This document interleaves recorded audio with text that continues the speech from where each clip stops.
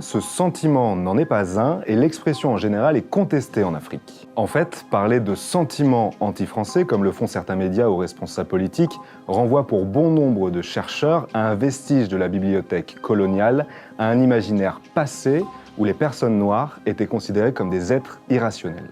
En résumé, l'expression induit que cette réaction fait appel aux seules émotions et non à la raison. Pourtant, cette rhétorique anti-France s'articule sur des griefs clairs et une contestation politique de la stratégie de Paris en Afrique. Il s'agit par exemple de la présence militaire française dans ces pays. Le nombre de soldats a certes diminué drastiquement, passant de 30 000 dans les années 60 à 6 000 aujourd'hui. Leur présence reste un point sensible. Il s'agit aussi de la monnaie encore utilisée dans la région. Peu importe les différentes réformes ou la mise à distance de la France, le seul nom franc CFA reste tout un symbole, quand l'ancienne colonie, elle, est passée à l'euro. On peut également citer l'influence que l'Hexagone exerce sur la région, sa présence sous toutes ses formes, une aide au développement jugée bien peu efficace et des déclarations parfois paternalistes à leur endroit. Vous n'avez pas été capable de restaurer la souveraineté, ni militaire, ni sécuritaire, ni administrative de votre pays. C'est aussi une réalité. Il ne faut pas chercher des coupables à l'extérieur de cette affaire. Certains officiels ou les opinions publiques africaines sont extraordinairement sensibles, et on peut les comprendre, au fait de les traiter d'égal à égal et pas d'avoir quelqu'un qui donne des leçons ou qui ironise. Donc ça, c'est quelque chose qu'il faut que l'on intègre ici. Il y a un certain nombre d'attitudes qui froissent profondément nos interlocuteurs et il y a un contexte historique qui l'explique. Le problème que la France rencontre en Afrique n'est pas lié au fait que la France n'est pas aimée. Pour moi, la responsabilité des problèmes actuels de la France, c'est le président Macron. D'accord. Et je vais vous expliquer. Son discours. Lorsque tu viens à la tête d'un État comme l'État français, tu trouves des règles, un fonctionnement, des traditions. La France-Afrique. Tu fais un discours de remise en question de la France-Afrique. Il faut aller jusqu'au bout. Ça veut dire, il faut démanteler les bases militaires. Il faut mettre fin au centre culturel. Au CFA, au centre culturel. Tu vas jusqu'au bout de la logique. Écoutez, la France n'est pas le seul pays colonisateur d'Afrique. Vous n'entendrez aucun problème pour les Anglais, ni pour les Portugais. Pourquoi? Ces pays ont choisi de ne pas parler de valeurs à l'Afrique. Ils parlent de business. La France veut parler de valeurs et de business. Lorsqu'ils ont des intérêts importants, même si on tord la démocratie, on va s'accommoder. Côte d'Ivoire, Tchad. Tchad, exactement. Lorsqu'on a des intérêts, on n'a pas d'intérêt dans le pays, comme la Guinée, on fait la morale. Une politique étrangère ne doit pas être à double standard. Une politique étrangère doit avoir une philosophie claire. Si vous voulez les valeurs, ce que vous dites aux Africains, vous le dites aux Chinois.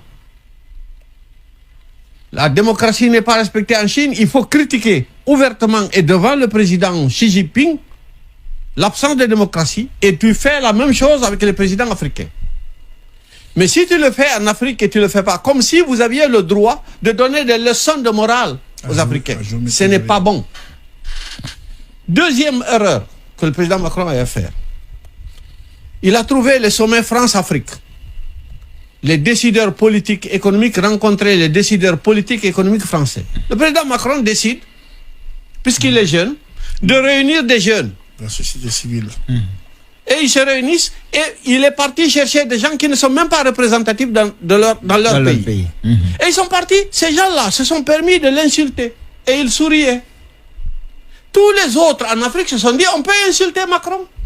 Puisque nos copains sont partis l'insulter. Donc tout le monde l'insulte. C'est tout à fait normal. Quand on veut s'opposer à des coups d'État, on ne doit jamais dire qu'il y a un bon coup d'État ou un mauvais coup d'État. Soit on s'oppose, soit on ne s'oppose pas. On prend acte. Soit on prend acte, soit on s'oppose à tous les coups d'État.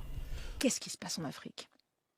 Il y a en Afrique un profond ressentiment vis-à-vis de la France, une profonde suspicion qui est nourrie par un certain nombre d'éléments et au premier chef, bien sûr, la relation postcoloniale de ces pays africains avec la France.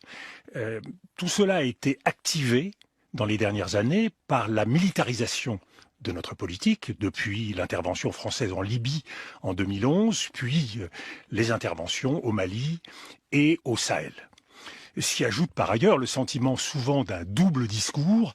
On le voit sur la démocratie, puisque le traitement réservé aux États n'est pas le même selon qu'on est le Tchad ou que l'on est le Mali ou la Guinée. Et il y a par ailleurs du côté de l'Ukraine, alors là, ça a été un choc pour beaucoup de pays africains de constater à quel point il y avait deux poids deux mesures, un intérêt très fort de l'Europe et de la France pour ce qui se passait à l'Est et un désintérêt relatif pour ce qui se passait au Soudan, en Éthiopie et dans beaucoup d'autres régions de l'Afrique. Avance, mais un dernier mot rapidement. Oui, un dernier mot. Parce qu'il y a beaucoup de choses à dire sur l'Ukraine. Ce n'est pas dans les pays où les Français étaient absents que les Russes sont intervenus. C'est ça qu'il faut se mettre dans la tête. Les Russes sont intervenus dans les pays où nous étions. Et ça, c'est quand même un petit peu embêtant. Est-ce que nous faisons partie de la solution ou est-ce que nous faisons partie du problème? Si je regarde la séquence des événements dans le Sahel, c'est plutôt, on faisait plutôt partie du problème. Et là-dessus, deux conclusions. La première, c'est que le prochain pays, celui où nous avons fait des coups d'État, soutenu des coups d'État, et encore relativement récemment, et où nous sommes militairement très présents dans le Sahel, c'est le Tchad. Vous l'avez mentionné tout à l'heure, vous avez raison de le mentionner. Il est temps de commencer à réfléchir à l'art et à la manière d'opérer dans les années qui viennent. Je ne dis pas qu'il faut faire ça à la va-vite, mais d'opérer le départ. Deuxième point, très important, le président Macron a essayé de mettre les Africains devant leurs responsabilités à fin 2019, début 2020, avec le sommet du G5 à Pau, je crois c'était. Bâtir une force interrégionale africaine soutenue par la France avec les 5 pays du Sahel. Ça n'a pas marché. À partir de ce moment-là, et là je suis tout à fait d'accord avec Michel Goya, c'est à ce moment-là qu'il aurait fallu replier les Gaules et partir du Mali, partir du Burkina et ainsi de suite. Je ne suis pas sûr que nous soyons aujourd'hui un pompier, nous sommes plutôt des gens qui attirent la foudre. Juste un mot sur ce sommet de Pau, parce que j'y étais. Ce qui était très frappant à ce moment-là, c'est que, en réalité, la crise était déjà là, et le président avait en gros convoqué ces 5 chefs de l'État, et ils étaient là, moi j'étais très frappée en les regardant, ils étaient là comme punis. Et à la fin, lors de la conférence de presse finale, seul le président de la République a pris la parole, puis il s'est retourné vers les 5 pour leur dire « Est-ce que l'un d'entre vous voudrait prendre la parole ?» Ils s'étaient tous regardés genre « S'il te plaît, toi fais-le, pas moi ». Et on sentait déjà qu'il y avait quelque chose qui ne fonctionnait plus à ce moment-là. Le président réfléchissait à faire une grosse césure, mais il n'a pas saisi l'opportunité en 2019, il voulait donner un peu le temps, et là, peut-être qu'il a trop attendu. De partager ce live, parce qu'on va aller les voir les commentaires.